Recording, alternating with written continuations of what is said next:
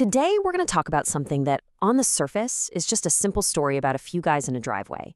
But it actually gets into something way, way deeper about how we see the world. And maybe more importantly, how we see the people right next to us. So yeah, this whole thing kicks off with, of all things, a rusty old hand truck. You know, the kind I'm talking about. It's beat up, probably held together with a bunch of duct tape.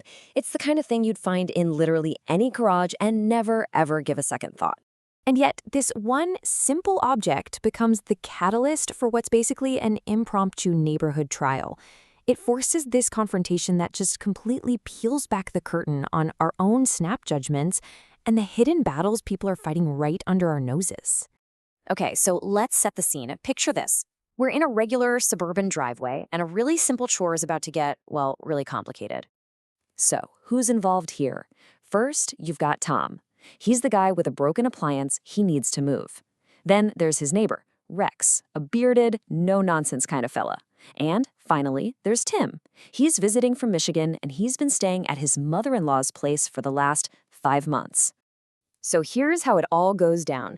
Tom's dryer is busted, and he's about to drag it out with this old, trusty, if not exactly safe-looking, hand truck.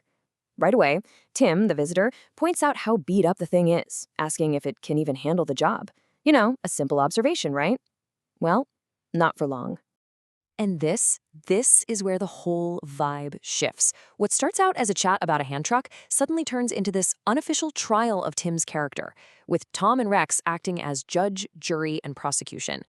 But before we get into the evidence they've collected, just stop and think for a second. Have you ever done this? You know, you watch your neighbor from across the street, you notice their little habits, and you slowly start building this whole story in your head about who they are, without ever really talking to them. We all do it, right?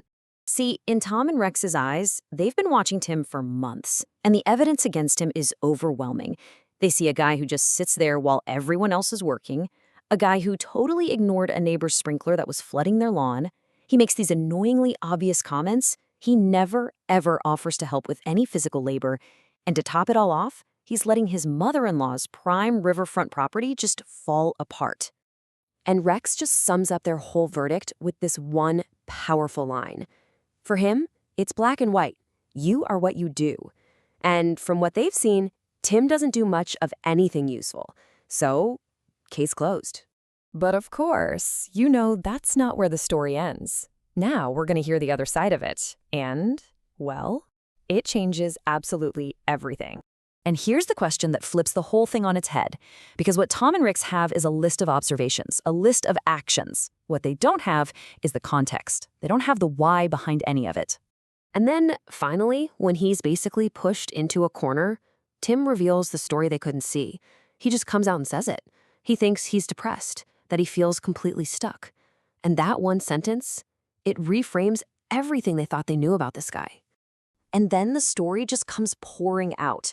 He's not on some 5-month vacation. He's had to leave his home, his kids, all the volunteer work he loves, Meals on Wheels, Boy Scouts, helping seniors with their taxes.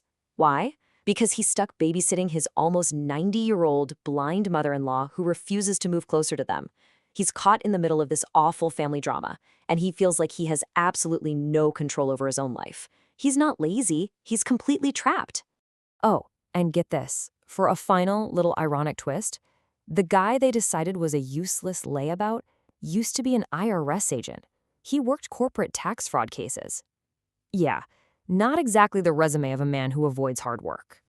So, with all this new information on the table, let's go back to Rex's idea about how you really measure a person's character. And this just nails the lesson, doesn't it?